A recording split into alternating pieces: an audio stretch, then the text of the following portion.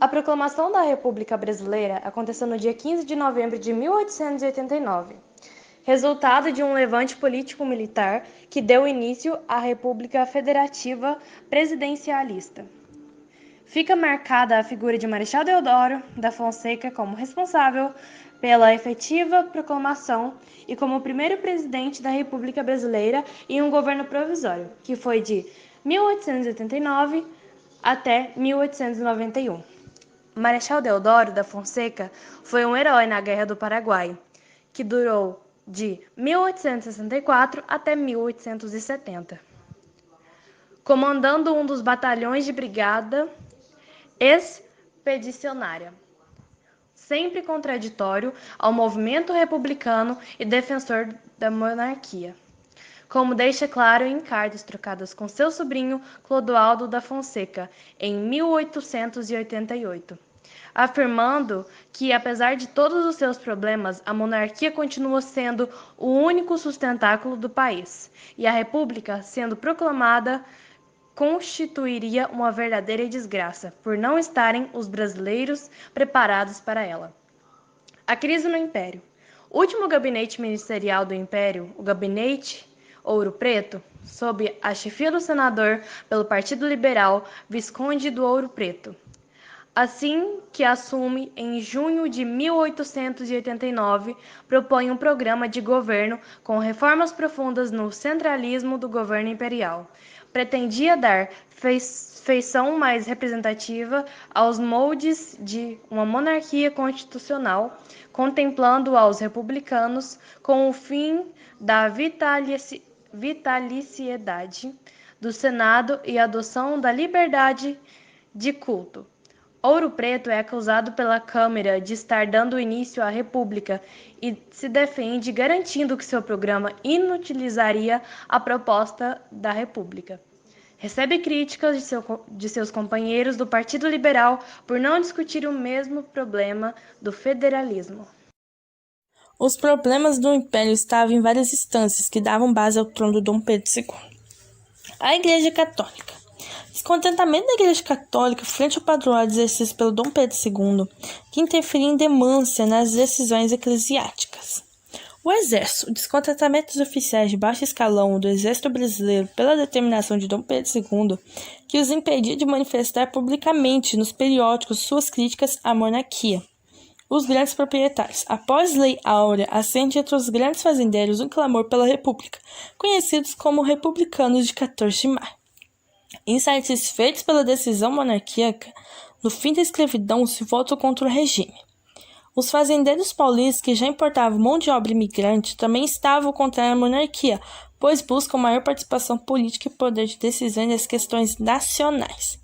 A classe média urbana.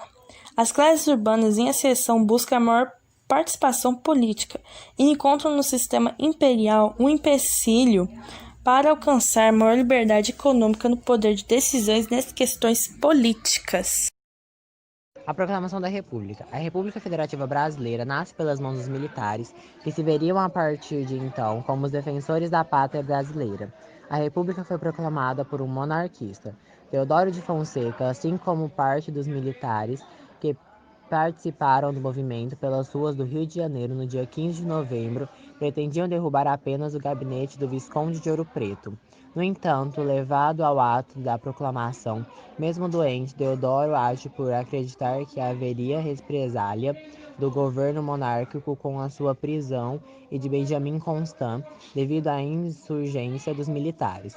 A população das camadas sociais mais humildes observaram atônitos os dias posteriores ao golpe republicano. A República não favorecia em nada aos mais pobres e também não contou com a participação desses na ação efetiva. O Império, principalmente após a abolição da escravidão, tem entre suas camadas uma simpatia, ao mesmo uma gratidão pela libertação. Há então um empenho das classes ativamente participativas da República recém-fundada para apagar os vestígios da monarquia no Brasil. Construiu heróis republicanos e símbolos que garantissem que a sociedade brasileira se identificasse com um novo modelo republicano federalista.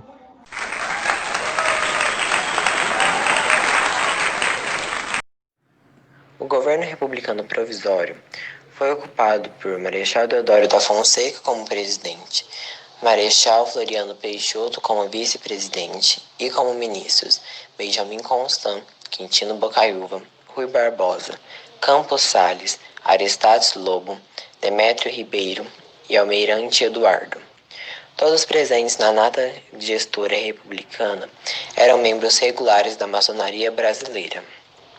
A maçonaria brasileira permanece presente entre as lideranças brasileiras desde a independência, aliados aos ideais da filosofia positivista.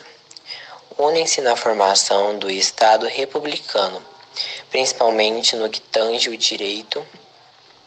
A filosofia positivista de August, comunantemente, esteve presente principalmente na construção dos símbolos da República. Desde a produção da bandeira republicana, com sua frase que transborda a essência da filosofia kantiana, ordem e progresso, ou nos símbolos como aparato religioso, a religião republicana. Positivistas ortodoxos como Miguel Lemes e Teixeira Mendes foram principais ativistas, usando da alegoria femininas e o mito do herói para fortalecer entre toda a população a crença e o amor pela República. Esses positivistas ortodoxos acreditavam tão plenamente em sua missão política de fortalecimento da República que, apesar de ridicularizados por seus opositores, não esmorecem e seguem fortalecendo o imaginário republicano com seus símbolos muito alegorias. A nova organização brasileira pouco ou nada muda as formas de controle social. Nem mesmo há mudanças na pirâmide econômica, aonde se agrupa na base o motor da economia, aonde estão presentes os estratos mais pobres da sociedade, constituídas principalmente por ex-escravos e seus descendentes. Já nas camadas mais altas dessa pirâmide, organizaram-se oligarquias locais que assumem o poder da monarquia pública, gerenciado os projetos locais e nacionais, sempre em prol do extrato social ao qual pertencem. Não há uma revolução ou mesmo grandes mudanças com a proclamação da República. O que há de imediatário é a abertura da política aos homens enriquecidos, principalmente pela agricultura, enquanto o poder da monarquia pública no Império estava concentrado na figura do imperador, que administrava de maneira centralizadora as decisões políticas na República. Abre-se espaço de decisões para as classes enriquecidas, que carenciam desse poder de decisões políticas.